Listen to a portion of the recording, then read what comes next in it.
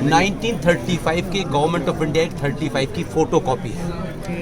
इसलिए आज जो संविधान में आपकी बीमारियों का कहीं कुछ इलाज नहीं है ना, क्योंकि वो तो अंग्रेजों के द्वारा बना हुआ था। तो हम कहते हैं संविधान में एक पैरेलल व्यवस्था चल रही है। इसलिए सेकुलर भारत भी है, लेकिन उसके बावजूद भी 5,500 करोड़ का मुसलमानों का सच्चर कमीशन का बजट है, जिसमें मुसलमान युवा बच्चों को सिर्फ 10 लाख रुपए 20 लाख रुपए लोन दिया जाएगा, वो वापस न करें, कोई फर्क नहीं। इसी तरीके से माइनॉरिटी कमीशन का कई हजार करोड़ का बजट है। इसी तरीके से मुस्लिम पर्सनल बोर्ड का बजट है। इसी तरह मुस्लिम एजुकेशन बोर्ड का अलग से। तो जब भारत सेकुलर है, अरे भैया मेरे, तो फिर ये क्यों है? सही बात है। फिर ये क्यों है? तो आपके मंदिरों पे जो पैसा आप चढ़ाते हैं, जो बात मैं सार्वजनिक मंचों से कहता हूँ, खासतौर से महिलाओं से कह रहा हूँ, आपके मंदिरों पे जो पैसा चढ़ता है उसकी 2 मिसाल देता हूँ। पूरे देश में बड़े बड़े मंदिर हैं। एक है देवस्थानम बोर्ड तिरुपति। हर साल जितना पैसा चढ़ता है उसमें से 1,300 करोड़ रुपया हर साल सरकार देती है। वैष्णो देवी आप जाते हो, माता पे चादर चढ़ाते हो और सब कुछ चढ़ा के आ जाते हैं। वहां से 520 करोड़ रुपया सालाना जाता है। आपके मंदिरों से अरबों पैसा, जितना पैसा सरकार का बजट नहीं है उसके बराबर का पैसा आप चढ़ा के आते हो। आप सोने का मुकुट चढ़ाते हो, वो पैसा सरकार लेती है और उसी पैसे से ये सरकार मुसलमानों की स्कीम चला रही है, IAS बना रही है, PCS बना रही है और गला काटने वालों को सरकार पैसा दे रही है। इन मुद्दों को आपके ना नेता उठाते हैं ना आपके लोग उठाते हैं कि भाई जब आप चर्च से पैसा नहीं लेते, आप गुरुद्वारे से पैसा नहीं लेते, आप चर्च किसी और मजहब से नहीं लेते, तो भारत के मंदिरों पे तो पैसा मेरी आस्था का पैसा है, इस पर सरकार पैसा कैसे लेती है? फिर दूसरा, सारे सरकार ने जितने भी हिंदुओं के मंदिर हैं उनका नियंत्रण जो है वो सरकारी हो गया है। यानी डिस्ट्रिक्ट मजिस्ट्रेट अगर अब्दुल रहमान है तो आपके मंदिर उसके अंडर में आएगा। तो मैं ये कह रहा हूं कि समाज के ठेकेदार जो हिंदुत्व की सुबह से शाम तक बात करते हैं, वो वैष्णो देवी के ट्रस्ट में 20 मुसलमान क्यों है ये नहीं पूछते। इसलिए आपसे मैं सबसे कह रहा हूं, पैसा मंदिर पे मत चढ़ाइए, वो पैसा आपकी गर्दन काटने वालों के पास जाए। जब तक ये पैसा आपका है, मुझे छोड़ के ऐसे पागल इस देश में बहुत कुछ काम कर रहे हैं, उनको जाइए, उनकी जेब में 10 रुपए रख दीजिए। उनको पहचाने कैसे सर? सब इस दौर में सब साफ है, सबको पता है। इसलिए वो जो लड़ाई लड़ रहे हैं, इसलिए मैंने विष्णु शंकर का जिक्र किया। एक साधारण परिवार का लड़का अपने पैसे से फ्लाइट की टिकट लेता है, बनारस में उसके ऊपर हमला होता है, बनारस में फिर हम जाके चीफ सेक्रेटरी से मिलते हैं, उसे सुरक्षा। ये सार्वजनिक मंचों से नहीं कही जा सकती। हमको पैसा कोई आए, उनके साथ ये 2,000 रुपये ले लीजिए। हम अजीज दोस्तों, सलाम वालेकुम, नमस्ते, सत श्री अकाल, जय जिनेंद्र, गुड आफ्टरनून। अजीज दोस्तों, भारत के 1947 के बाद के भारत में जो सबसे बड़ी खराबी आइडेंटिफाई होती है ना, वो है भारत का कानून, संविधान जिसको कहते हैं। भारत के संविधान में कई गड़बड़ें की गई और होना ये चाहिए होता है कि आप एक्सेप्ट करते हैं उस वक्त की भारत की जो ओलिगार्की थी, political oligarchy, Congress one party थी उस वक्त। मतलब ऑल इंडिया मुस्लिम लीग ने तो पाकिस्तान ले लिया था। तो जब पाकिस्तान ले लिया था कि मुसलमानों का हिंदुओं के साथ गुजारा नहीं, तो फिर आपने 15-17% मुसलमान भारत में क्यों रहने दिए? भेज देते उनको भी, लेकिन आपने रहने दिए। फिर रहने दिए तो आपको उनकी चमचागिरी, उनकी मक्खन पालिश, उनकी अपीजमेंट की क्या ज़रूरत थी? आप उनकी अपीजमेंट में लगे रहे, उनके लिए कानून अलग अलग बनाते रहे। आपने उनको एजुकेशन मिनिस्ट्री दी और भारत की हिस्ट्री में सबसे ज़्यादा प्रेसिडेंट भी मुसलमान आए। आपने वाइस प्रेसिडेंट भी इनको बनाए, आपने चीफ जस्टिस भी बनाए, आपने इनके लिए माइनॉरिटी कमीशन बनाए, जो कि मैं 50 बार आपको बता चुका हूँ कि सेक्युलरिज्म में माइनॉरिटी मेजॉरिटी नहीं होता। लेकिन आपने ये सब करके दिया इनको। आपने वक्फ बोर्ड बना के दिया, ये भी दुनिया के किसी देश में नहीं होता। वक्फ की प्लूरल होती है औकाफ, और औकाफ है ना, उसकी मिनिस्ट्री होती है इस्लामिक कंट्रीज में, सरकार के कंट्रोल में। अगर आपने वक्फ बोर्ड बनाना है तो फिर सरकार के कंट्रोल में लें, लेकिन अव्वल तो नॉन मुस्लिम कंट्रीज में किसी भी सेक्युलर देश में वक्फ बोर्ड जैसी कोई चीज़ नहीं होती। आपने वो बना के दिया, आपने प्लेसेस ऑफ रिलीजन की जो एक्ट है वो बना के दिया इनको, आपने वक्फ बोर्ड को इतना स्ट्रॉन्ग किया कि जिस ज़मीन पर पांव रख दें वो उनकी हो गई। 47 में इन्हीं मुसलमानों ने, भारत में जो आज मुसलमान रह रहे हैं, इन्हीं लोगों ने अलग देश बनाया था और आपका देश काटा था। तो आपको तो ये सब अपीजमेंट की ज़रूरत थी नहीं। और फिर प्लेसेस ऑफ वर्शिप एक्ट बनाया आपने। आपको नहीं पता कि जब मुसलमान यहाँ पे रूल करते थे तो कितने हजार मंदिरों को तोड़ के उनकी जगह मस्जिदें बनाई थी। आपको तो प्लेसेस ऑफ वर्शिप के अगेंस्ट ऑपोजिट लॉ लाना चाहिए कि एक इंक्वायरी होगी और जहाँ जहाँ मस्जिद मंदिर के ऊपर बनी है वो तोड़ के वो की जाएगी। बजाय इसके उल्टा आपने उनको सिक्योरिटी दे दी कि जहाँ जहाँ मस्जिद बनी हुई है मंदिर के ऊपर उसको कोई हाथ नहीं लगा सकता। अजीज दोस्तों, कानून बदलने की जरूरत है।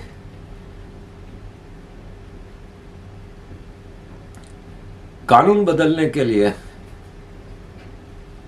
मतलब पूरा संविधान आपका भरा पड़ा है ऐसी चीजों से। एक आप अमेंडमेंट लाते हैं, सिटीजन अमेंडमेंट एक्ट, तो उसके लिए आप पूरी दुनिया में भी एक प्रोटेस्ट होता है और भारत में भी प्रोटेस्ट होते हैं। क्योंकि आपका, मैं शुरू से कहता आया हूं कि भारत का सबसे बड़ा प्रॉब्लम मुसलमान नहीं है, भारत का सबसे बड़ा प्रॉब्लम इसकी पॉलिटिकल पार्टीज हैं। अभी मोदी जी ने एक स्पीच में कहा कि मैं हैरान होता हूं कि जिन लोगों को भारत की अदालतों से सजा हुई है करप्शन के ऊपर, लालू प्रसाद यादव जैसे, उनके साथ लोग गवर्नमेंट बना रहे हैं। मतलब हद नहीं है। भारत का सबसे बड़ा प्रॉब्लम भारत की वो, एक तो वो पॉलिटिकल पार्टी ज्यादातर डायनास्टिक है, बाप मर गया बेटा, बेटा मर गया उसका बेटा, उसका बेटा मर गया उसका, जैसे राहुल गांधी है। कहाँ है कांग्रेस का प्रेसिडेंट? आपको कांग्रेस में एक प्रेसिडेंट इलेक्ट हुआ है, आपको वो इलेक्शन के बाद कहीं कोई नजर आया? कहीं उसकी कोई एक्टिविटी नजर आई? सारी एक्टिविटी तो राहुल गांधी कर रहा है, फेस तो राहुल गांधी को ही बनाया हुआ है इन्होंने। एडमिनिस्ट्रेटिव और सारा बाकी काम जो है वो सोनिया गांधी कर रही हैं। माल बनाने का काम फिर वो प्रियंका और उसके हस्बैंड कर रहे हैं। इसी तरह आपको अखिलेश यादव को देख लें, लालू प्रसाद यादव के बच्चों को देख लें, आपको पूरे भारत में डायनास्टिक पॉलिटिक्स मिलेगी। ये सब इन्हीं पॉलिटिकल पार्टीज का काम है। अब ढूंढ के ले आते हैं बीजेपी के कुछ भी एमपीज और एमएनएज कि अमित शाह का बेटा बीसीसीआई में वो है और कोई दो चार वाकयात। लेकिन बीजेपी तो वो नहीं है, दूसरा डेमोक्रेटिक है। प्रेसिडेंट इलेक्ट होता है, एक्टिव होता है। जे नंदा जी हैं जो वो एक्टिव हैं, जो भी प्रेसिडेंट इलेक्ट होता है एक्टिव हैं। एडवाणी जी जब प्रेसिडेंट थे तो वो एज ए प्रेसिडेंट बीजेपी को चलाते थे। ये नहीं था कि कोई वाजपेयी जी चलाते थे या जो प्राइम मिनिस्टर था वो चलाते थे, या अभी मोदी जी कोई पार्टी के अंदर का सारा काम तो वो नहीं कर रहे कुछ भी। पार्टी में डेमोक्रेसी है, लेकिन जब वो कोई तब्दीली लाना चाहते हैं, कोई लेजिस्लेशन के हवाले से, कोई अमेंडमेंट के हवाले से, तो सारी पॉलिटिकल पार्टियां फिर खड़ी हो जाती हैं। फिर आपका सेक्युलर हिंदू, उनको आप कैसे ठीक करोगे? नहीं, हम तो सेक्युलर हैं। अब एक सेक्युलर नहीं होता कोई भी, स्टेट होती है सेक्युलर। इंसान को सेक्युलर नहीं होता। एक आम आदमी का यह धर्म होता है, वो हिंदू है, मुसलमान है, सिख है, कुछ भी है, नहीं है तो एथेइस्ट है। सेक्युलर क्या होता है? सेक्युलर एक सिस्टम होता है जो स्टेट चलाती है, कि स्टेट का कोई धर्म नहीं है, स्टेट सबको बराबर लेके चलती है। आदमी का तो धर्म होता है ना भाई। लेकिन हमारे यहाँ एक ऐसा पाठ पढ़ाया गया है शुरू से, सेक्युलरिज्म आम आदमी को डाल दिया उसमें। नहीं, हम तो सेक्युलर हैं। तो अजीज दोस्तों, इस हवाले से अश्विनी उपाध्याय जी अक्सर संविधान के हवाले से अपील करते रहते हैं कोर्ट्स में और कोशिश करते हैं कि कुछ तब्दीली आए। तो वो बता रहे हैं कि क्या खराबियां हैं संविधान में, कानून में। थैंक यू वेरी मच अजीज दोस्तों for all your support. Keep supporting. जय हिंद। एक चीज समझ लीजिए, ड्राइवर कितना ही अच्छा हो, अगर गाड़ी घटिया है तो यात्रा सुरक्षित हो सकती है क्या?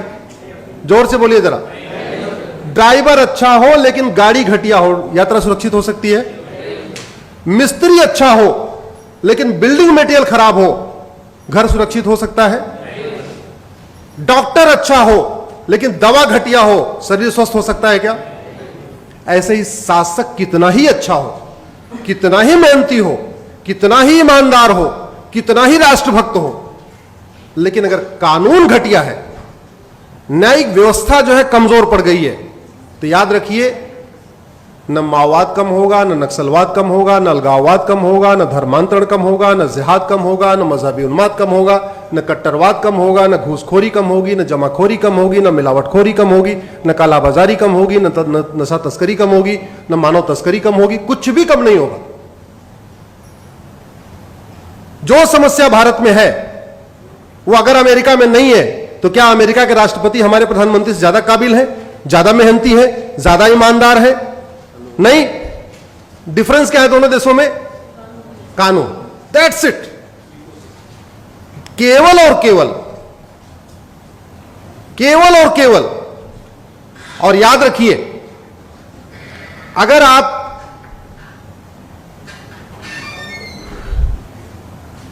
इसको सुधारेंगे नहीं तो कुछ भी ठीक नहीं हो, कुछ भी ठीक नहीं हो सकता। आखिर क्या कारण है भारत में रोहिंग्या बांग्लादेशी घुसपैठी आते हैं? एक मेरी पीआईएल चल रही है, माननीय विकास सिंह जिसमें अपियर भी करते हैं।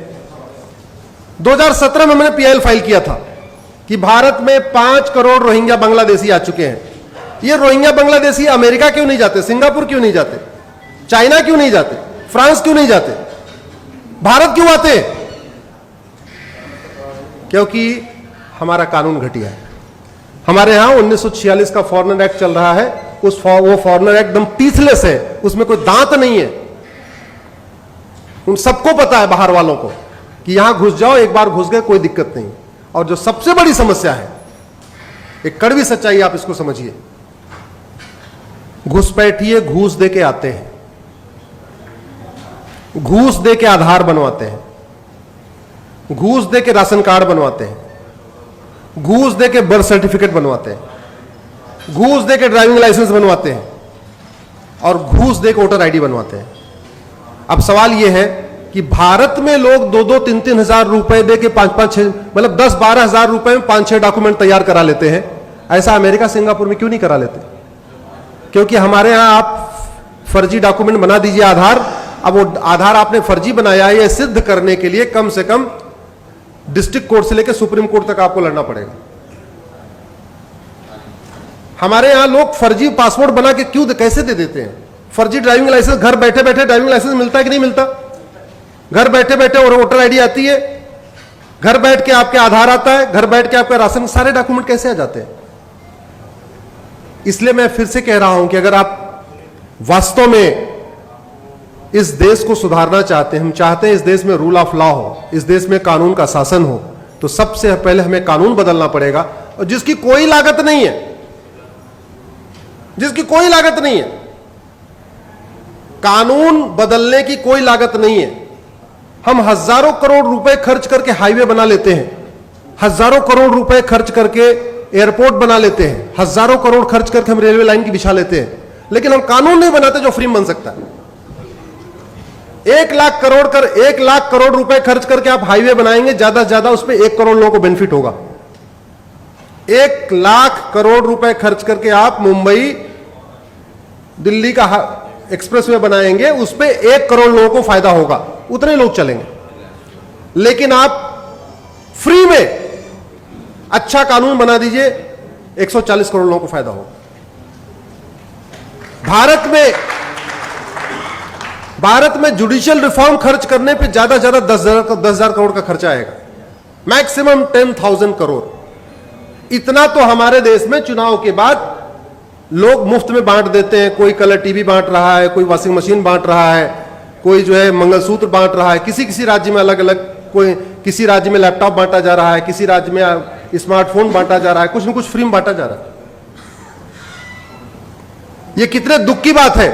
हम आजादी की 75वीं वर्षगांठ मना रहे हैं, हमारा थाना आज भी अंग्रेजी कानूनों से चलता है, हमारी तहसील आज भी अंग्रेजी कानूनों से चल रहा है, हमारा जिला आज भी अंग्रेजी कानूनों से चल रहा है, हमारा हाई कोर्ट आज भी अंग्रेजी कानूनों से चल रहा है, हमारा सुप्रीम कोर्ट आज भी अंग्रेजी कानूनों से चल रहा है।